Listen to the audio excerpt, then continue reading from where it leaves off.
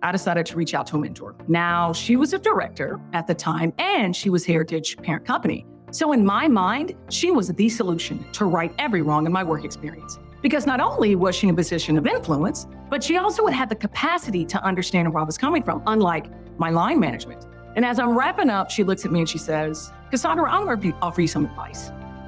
You can either get bitter or you can get better. It's your choice. Those words that she said, bitter or better, they stayed with me. And over the next several days, I started to embrace this idea that I had power, that I had control and say over my own work experience. And the more that I stepped into that idea, I stepped into a major moment of opportunity.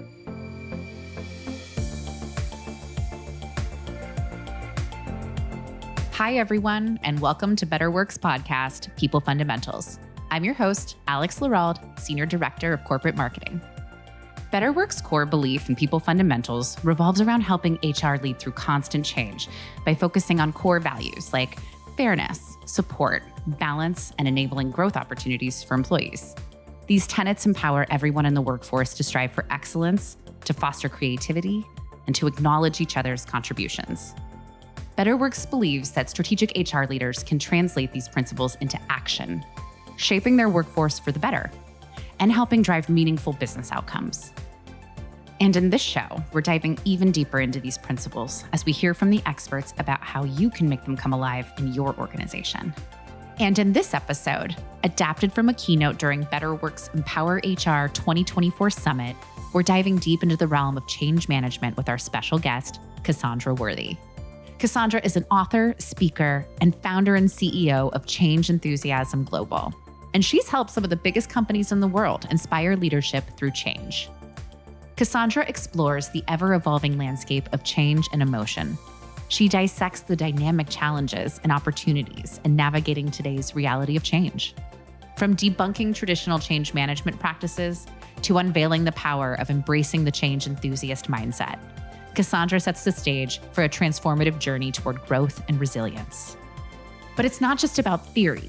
Cassandra shares her own personal experiences, from navigating workplace frustrations to discovering the profound impact of choosing growth over bitterness. Through her stories, she reveals the power of the change enthusiasm mindset and how it can revolutionize not only individual experiences, but also organizational cultures. Cassandra puts these concepts into practice by walking us through 6 key skills derived from research conducted by Change Enthusiasm Global. These will provide us with actionable insights into how leaders can effectively nurture themselves and their teams through times of change. Join as we embark on this journey of growth, resilience, and empowerment. So grab your notepads and get ready to say yes to practicing change enthusiasm and embracing a better tomorrow. Because when faced with the choice between bitter and better, the power lies within.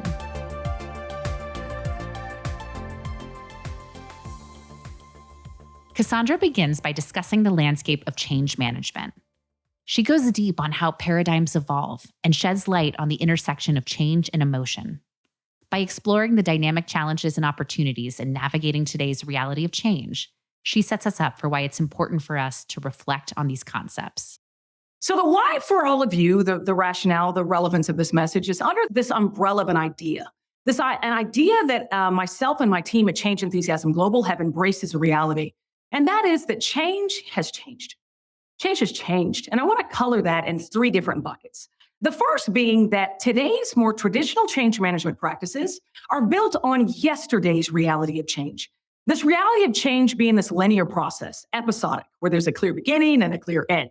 And we're thinking about human behavior along that linear pathway, but that's not today's reality. That's not my reality and your reality of change. Today, your change efforts are layered. They're stacked. They're dynamic. At any given point in time, you might be leading a cultural evolution, integrating more DEIB throughout the organization. You're understanding your people and the structure and how to make sure you're structured for efficiency and to deliver business results. You're also integrating new systems, new technology to help with employee training and development, but also maybe even changing the way that you work. Now, again, change is dynamic and it also doesn't discriminate. So you're dealing with these change inside of work as well as many other aspects of life as well for you as well as your entire workforce. Which brings me to the second bucket of this whole idea of change changing. and it's the cost of change. The cost of change, which continues to increase and be more and more relevant. Gallup research has indicated that we're spending about $9 trillion on low employee engagement all around the world. And a lot of that low engagement is driven by the volatility, the disruption, and the changes that we're all going through. But despite that investment, 70% of major change initiatives still fail to meet their intended results. So for me, as I think about the cost of change, it's a two-sided coin, right? The first side is, of course, the dollars. It's the amount of money that you're spent to delivering your client and your customer results, achieving that culture that you're after, as well as delivering the business, whether that be cost of resources, cost of the technology, cost of equipment, millions of dollars, the market share, all of that. But the other side of the coin is the cost to you, your people, and even your customers. It's the human side, right? So many of us are so frustrated with seemingly constant waves of change. We're anxious about how changes are going to impact us individually. How is this going to change what I do, the way that I'm working, who I'm working with or working for? And of course, feeling that fatigue of constantly being stretched, asked to do more with less. Which brings me to the third area. And this is an area where me and my team at CEG live. And it's under this idea that the emotions of change carry the power to significantly impact your change endeavors. At Change Enthusiasm Global, we believe that your growth potential is determined by what happens at the intersection of change and emotion. Change and emotion, that determines your potential to grow. When the fear hits, the frustration is there. What do? It's the mindset, the skill set, and the tools that are at play at that intersection that determine your potential to grow and your probability of success or failure for your change endeavors. And so it's at this intersection that we've created and are pioneering the change growth space, which runs in parallel to traditional change management, compensating for where they're falling short in today's dynamic reality of change. And that's what this session is about. I'm going to share the mindset and the skill set that's going to arm you moving forward in today's reality of change to see growth, fulfillment in yourself, as well as your workforce. Cassandra recounts a pivotal moment in her career journey.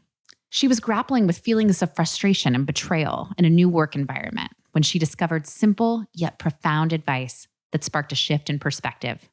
This set the stage for a transformative journey of self-discovery and empowerment. And as you'll see here, the choice to choose growth over bitterness.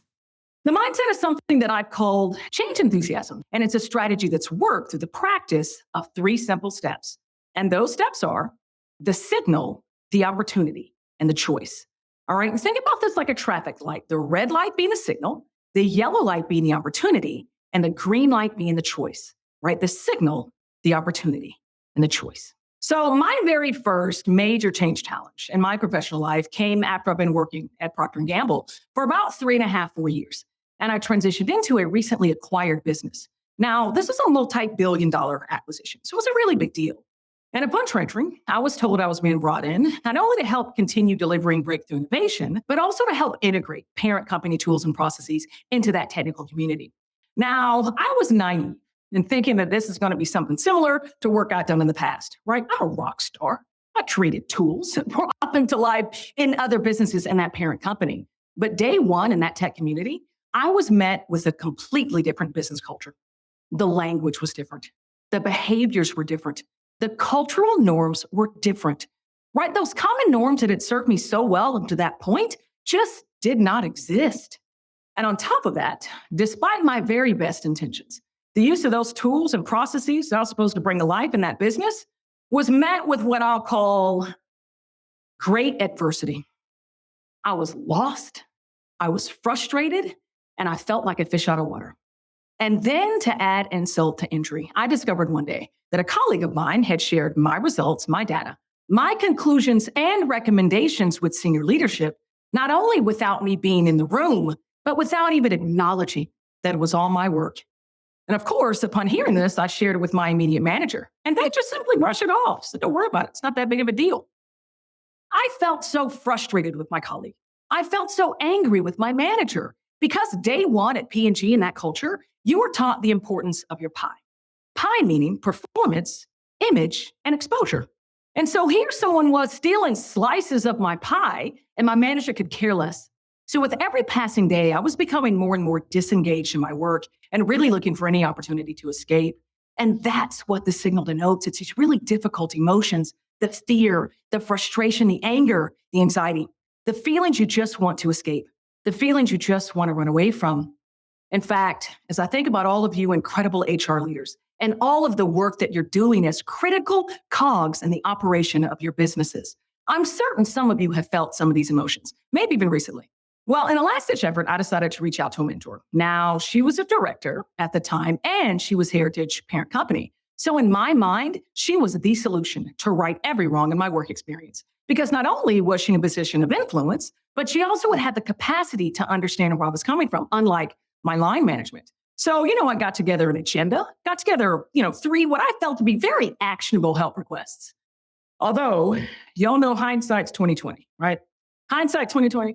So in hindsight, those help requests might have well have read, number 1, fire this dude.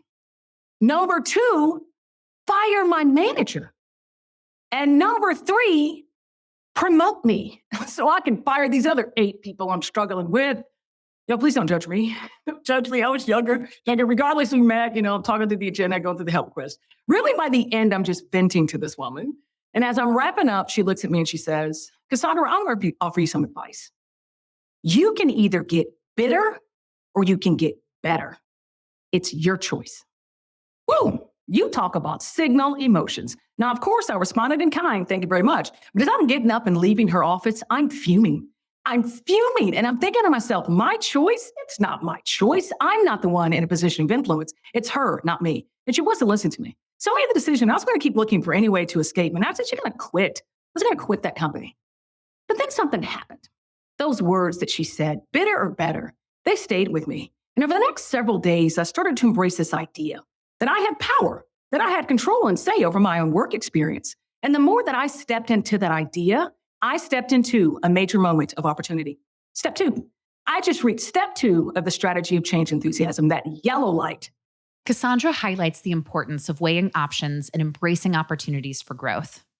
Through her own experience, she illustrates how choosing curiosity over resentment led to a transformative shift in perspective and ultimately a more positive outcome. I want you to envision yourself. You're in your cars, you're driving, and you approach a traffic light and it turns yellow. Okay? Are you slowing down? Are you flooring it because you got places to be and you're not trying to be late? Or does it depend? Does it depend? Ultimately, we're doing it this time, regardless of what your response is. You know what we're doing? We're in a decision-making process, right? A decision-making process. We're weighing options, exploring what's possible. And that's exactly what step 2 of the strategy of change enthusiasm is all about, right? And in the context of the light, you're thinking, how fast am I going? Are there any squirrels that I don't want to run over? And really, are there cops, right? Are there any cameras? Like, what's really going to happen if I run this thing? But this is a decision-making process, just like in change enthusiasm, right? You've recognized these feelings as a signal. You've accepted their invitation into your moment of opportunity to learn, to grow, to evolve, weighing options on how you can milk that opportunity for all it's got. Yeah? So for me, back then, having let those words of wisdom marinate better, I saw a couple options. I could either remain resigned, despising going into the office, resenting the majority of my colleagues, based on a state of misery, looking for any opportunity to quit, or I could choose to trust that despite their behavior, they had my best interest at heart, the one that shared my data. Because that was really the behavior that was giving me the worst feelings. But I could choose to trust that despite that behavior, they were not acting maliciously. And the more that I leaned into making that decision, I started to get a different feeling, right? I started to feel intrigued. Because of not acting maliciously, then why? Why would they have done the things that they did? But in that moment, intrigue felt better than resentment. And intrigue successfully created a path for me to re-engage in my work. So that's what I did. I made a conscious, productive choice to inspire a better feeling and ultimately a better result. Cassandra shares the profound impact of embracing the change enthusiasm mindset in her own journey, illustrating how it transformed her interactions and ultimately influenced organizational culture. Through her vulnerability and courage, she not only fostered healing conversations, but also gained recognition and opportunities for growth. Let's hear her continue her discussion on what happens at step 3. You've recognized these feelings as a signal. You've accepted their invitation into your moment of opportunity to learn, to grow, to evolve, weighing options. And then from those options, making a conscious, productive choice to inspire better feeling and ultimately a better result, right? The signal, the opportunity, and the choice. So what, right? I always like to share, so what happened as a result of me cultivating this mindset, really practicing it on a daily basis. Well, at first, it just looked like my engagement with my colleagues in a different way, right? Seeking first to understand, but ultimately I was inspired. I was inspired to write a series of inter-company articles that I called my diaries. And the intent was to share where I thought there was true strength that needed to get reapplied in that business and where I thought there were opportunities to grow. And for one of those articles, I decided to interview several of my working team colleagues, including the one that I thought wronged me. And I asked questions like, what are you most proud of? And how do you think your functional expertise can not only explode results in this business unit, but also other businesses around the parent company? And in having these conversations, I discovered the fundamental differences in cultural norms across those two different companies. And come to find out, that colleague wasn't acting maliciously. They were just abiding by a different set of cultural norms. And in having these conversations, it was so healing for me. And when I published them out, I just wanted one person. I wanted one person to read them and feel the sense of healing that I felt, because it truly was tremendous. You know what happened? It was wild. It was wild what happened. So that article, the one in particular with the interviews, I think when it was all said and done, it had like over 6,000 reads. Now, let me calibrate you all, okay? So up until this point, I was lucky if I got like 100 reads on a report, right? So this is a really big deal.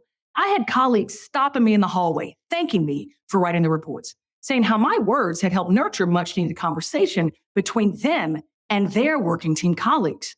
But you know what the best part was? The best part of taking control of my own work experience, reaching for my better and better. I went to a women's networking event, and we had also invited a speaker in, and it was the president of that business. And during his talk, he pointed me out in front of everybody. And he's like, "You're Cassandra, right?" And of course, I'm looking at this dude like a deer in headlights. I had no idea he knew who I was. He's like, "You're Cassandra, right?" He said, "I want to thank you for writing those reports."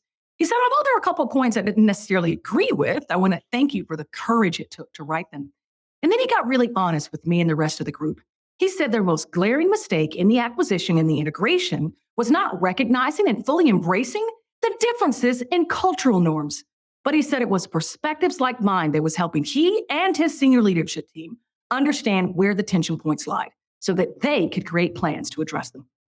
As a junior, female, Black, queer engineer in that organization, I'd effectively influenced the culture of the org from bottom to top, simply by taking control of my own work experience, reaching for that better and better. Now, please don't get me wrong. It wasn't all good, right? I continued having challenges in that business. And at any given point in time, a better feeling might have looked like stress, because stress felt better than depression. A better feeling might have looked like annoyance, because annoyance felt better than rage. A better feeling might have looked like intrigue, because intrigue felt better than resentment. And listen, by working this mindset, I actually ended up getting myself top rated in that business, landing a growth opportunity I would not have had I not transitioned into that business. So the more that you can embrace this mindset, acknowledge and allow your own signal emotions to flow, trusting they exist to signal you into a moment of opportunity so you can choose how you show up, how you lead, how you experience, how you navigate change, you're going to come to find out that the really big changes, the really major changes, they never happen to you. They happen for you to serve your evolution to your very best self, allowing you to unleash that inner rock star that we all have within. And I know you do as well. And it works. It works. This is a mindset I've been practicing for almost 2 decades. It served me back then, those years ago, and again as an executive many years later, leading another multi-billion-dollar acquisition, and now as founder CEO of a global consultancy. It serves you no matter where you sit, your position, your title, your industry, at every intersection of change and emotion. It serves you, inviting you into an opportunity to see the opportunity that change presents you. Cassandra transitions to discussing the skill set necessary for nurturing others through their growth, emphasizing the importance of leveraging the concepts of change enthusiasm to facilitate effective leadership in times of change. She delves into 6 key skills derived from research conducted by Change Enthusiasm Global, providing insights into how to embody these skills when guiding others through change. Here's skill 1. So let's start with communicative and the insights. For us, this is about defining the what and the why. We tested a lot of different strategies to help employees navigate those more difficult emotions of change. The number one most effective strategy, regular and clear communication for leadership on the progress and the status of the change.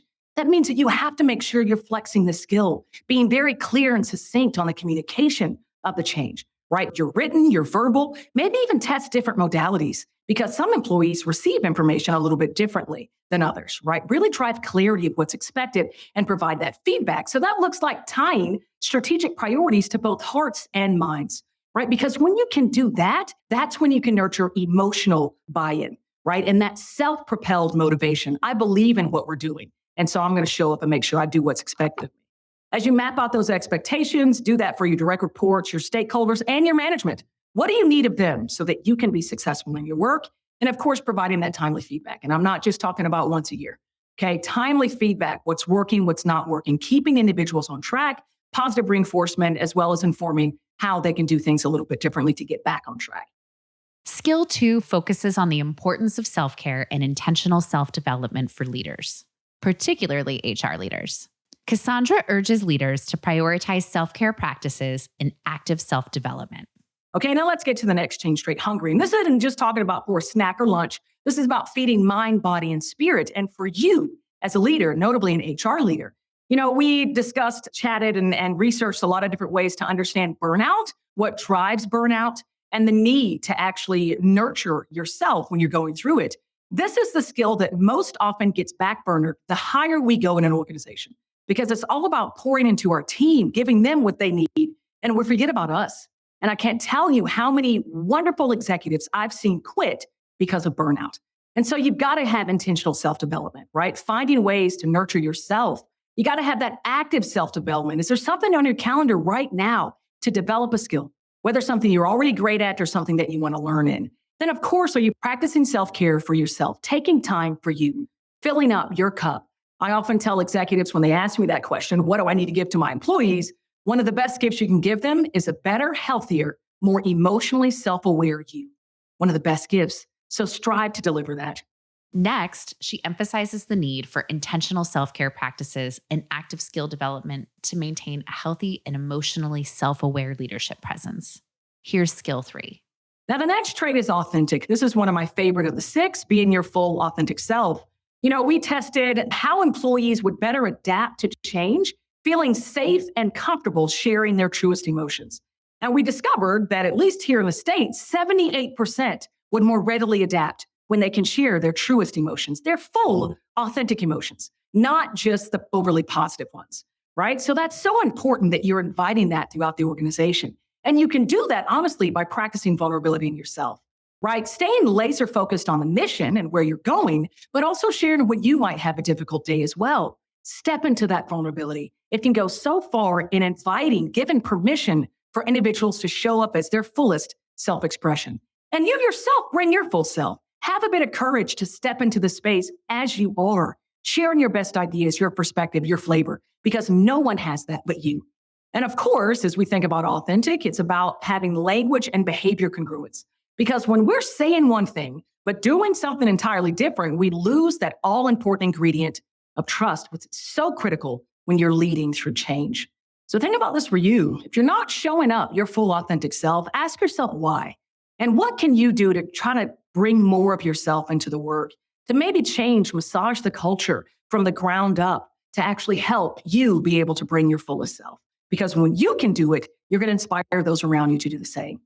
Cassandra encourages us to embrace discomfort as an opportunity for growth and suggests strategies such as stepping out of one's comfort zone and remaining open to diverse perspectives to foster organizational change effectively. Here's more on that in skill 4, being not rigid. We tested this in the States and Western Europe as well as in Asia, and it varied anywhere from 68 to like 83% of us inherently believe that growth requires feeling discomfort. Growth requires it, right? And that's so difficult to remember when we're in it, when we feel the pain, when we feel the frustration. But so many of us around the world inherently believe that. So use today as an invitation, a reminder to that inherent belief. And if you're feeling that discomfort, that frustration, that anger, know growth is right around the corner and it's up to you to capture it. right? So what does this look like as far as the insights? Getting outside your comfort zone, right? Take that low risk area of getting outside the comfort zone. Do a training, do something outside of work that you're not necessarily gifted at.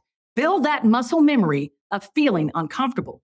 And of course, remain flexible to other people's perspectives in your decision-making process as best as you can, right? Letting and hearing other folks' perspectives. And of course, your conscious and unconscious biases. When we are holding on to a bias, this is the way we've always done it, this is the way we need to do it, it's going to serve as like blinders, making us incapable of seeing the best ideas. So try to bury and kind of melt those blinders by understanding what your biases are, what you might be holding on to that could be keeping you from making very efficient change across the organization. Skills 5 and 6 address the importance of gratitude and empathy in navigating change effectively. She highlights how showing appreciation for individuals' efforts and practicing gratitude can enhance engagement and adaptability during times of change. Leaders can foster resilience and inspire their teams amid change by holding space, actively listening, and empowering individuals to take action. All right, now we're going to keep rocking. We're going to get grateful. Now, this one showed up in such a beautiful way. We tested strategies to help engage employees who were feeling resistant to change. And the number one most effective strategy in the US, and it always fell in the top 3, no matter of the region that we tested around the world, appreciation. Showing appreciation for the individual, for the effort that they're making to make the change a success and for who they are, right? So this is all about having it as self-practice of appreciation, practicing that with others, being very intentional, not only to have a gratitude practice for yourself, but also for your team and the workforce. And of course, make sure that it's an active one. Now, last and certainly not least is empathetic. And this one showed up as we tested about sharing more difficult emotions with both peers and managers and how that would influence your ability to navigate change. And there was a variance across the world around, say, 69% up to 78% of individuals, when they can share their most difficult emotions about change, it will help them more engage and more adapt to the change around them. And so that's incumbent upon us to hold that space, right? Withholding judgment, allowing them to share that emotion, letting that energy flow, and then asking them what a support looked like for me, as well as putting them back in the driver's seat. What is one action you can take to slowly begin to shift that energy? Because for me, it signals that you're in your moment of opportunity, right? So here's what empathy looks like. It's doing a pulse check, right? Checking in with your direct reports. How are they managing? How are they handling the work plan? Listening during those check-ins, right? I know that we can multitask in a lot of different ways. We can be on our phones, on our computers. We can also multitask up here. We can be looking somebody dead in their face and not really being there. So make sure when you're holding that space, holding that empathy, that you're actually listening, right? And I know as HR leaders, many of us have this in spades, right? And so what I would offer, if you have your door open and people are always coming to you with challenges and with issues, set a precedent. You can come to me with what you're challenged by as long as you have an action that you're willing to take to help move the needle in your emotional energy. So come with me with your challenge, what you're struggling with, and then one action you're committed to taking. And if you don't have them both, unfortunately, we can't have that connection, right? So make it very productive, action-oriented for them, right? When we can hold space, withholding judgment, allowing individuals to let their emotional energy flow, recognize their moment of opportunity, we're going to make them shine like a rock star. And we're going to make them want to lean in, right? Changing that resistance to resilience and show up the best of themselves for you and for the workforce. Cassandra concludes by emphasizing the importance of putting the learned concepts into practice. She challenges us to embrace the mindset of change enthusiasm and embody the skills she discussed. Encouraging action, she encourages us to commit to at least one takeaway from the session and hold ourselves accountable for implementing it. How do I challenge you to put everything that you just learned into practice? Well, just as you've all just heard about the mindset of change enthusiasm and these skills, you're now sitting in the seat of choice, just as that third step goes. It's up to you. It's up to you whether or not you'll embrace this mindset. Recognize your own signal emotions, allow them to exist, trust they're there for a reason, step into your opportunity, then choose how you show up. And of course, embodying these skills, it's up to you. Now, it's my hope that all of you will choose to say, yeah, to practicing change enthusiasm as well as these skills. For those of you who do, here's my challenge. Take at least one action from your change trait sheet, commit to doing it. In fact, take it back to your team and say, this is my top takeaway, and here's what I'm committing to acting on to better myself and to show up better for you. Let them hold you accountable for taking that action. That's my challenge to each and every one of you. And from time to time, when a signal emotion is inspired, when you feel that fear, you feel that frustration, that anger, and in that moment, when the easy choice is just to disengage, when the easy choice is to just keep doing things the way you've always done them, in that moment, what will you choose? Bitter or better? As we wrap up our journey through the evolving paradigms of change management, let's reflect on how we can effectively manage the intersection of change and emotion in today's reality. First, practice change enthusiasm. Embrace the mindset of change enthusiasm by recognizing signal emotions, seizing opportunities for growth, and making conscious choices to inspire better outcomes. Second, develop the 6 key skills that Cassandra discussed. Those are communication, self-care, authenticity, adaptability, gratitude, and empathy. Sharpening these skills is essential for navigating change and fostering resilience in oneself and others. Lastly, choose better over bitter.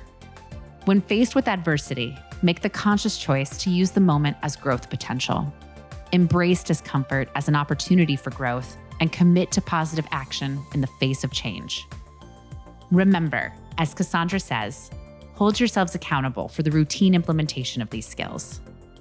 Together, we can choose growth, resilience, and positivity as we navigate the ever-changing landscape of life and work. And when personally faced with challenging emotions and choices, choose to strive for improvement. Be sure to stay tuned for our next episode of the People Fundamentals podcast. Subscribe to us on Apple Podcasts, Spotify, or YouTube Music. And if you like what you hear, share us with your friends and colleagues. We'll see you again soon.